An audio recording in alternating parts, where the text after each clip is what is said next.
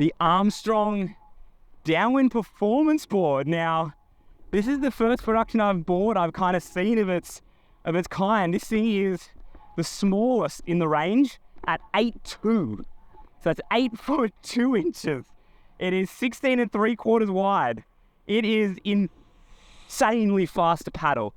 These boards are really designed for paddling up.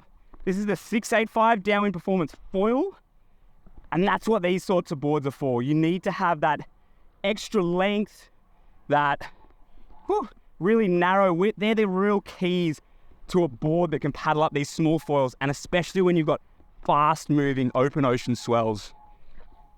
Now, in saying that it's fast to paddle, being 8'2", it comes with downsides. This is not the board you want to be riding if you want to be doing turn.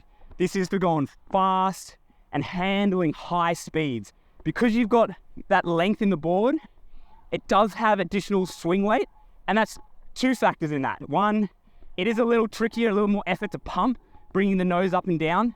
But the flip side is when you're going fast, you have a lot of additional stability in the pitch. Because it takes more effort to move that nose up and down, the board's more stable, and you can really bomb into fast bumps. Woo. But this is what it's for. Oh, I'm loving it.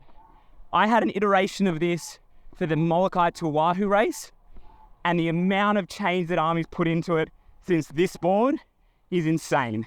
One of the main things I noticed was you really need to tune your tail, and that's been the biggest change in the boards, has been something that when you go so long, it touches down. As the nose lifts up, the tail drops back down.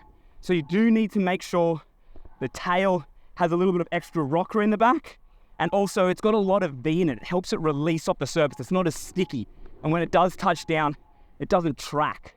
So that's been a massive change in these boards. Whew. The other thing with these boards is, I guess there's a trend in boards going kind of two ways. Either quite a flat bottom, which things like the Kalama, or then things like the KT, which is almost like a canoe hull, a rounded bottom. Now, there's pros and cons of each, and Armstrong's kind of gone a little bit in between.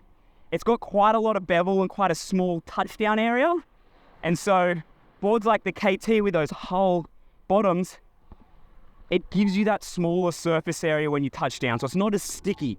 But it comes with negatives. It's much less stable to paddle than the flat bottom. And that's where this board has a little bit of both. It's got big bevels, small touchdown surface area, but they're not completely flat. So it's kind of a nice, it's still stable, still doesn't touch down or get sticky either. Kind of just a hybrid, a little bit in between, not pushing the extremes on any side, which to me just feels like the best of both worlds. Still has its cons though. So, this board it is for open ocean downwinding, it is mental. And I'm stoked to see a brand supporting this, because for so many of us, it's been hard to find custom boards of these sort of dimensions that all the best guys are riding. And finally we're seeing that, and I'm stoked. This thing is insane.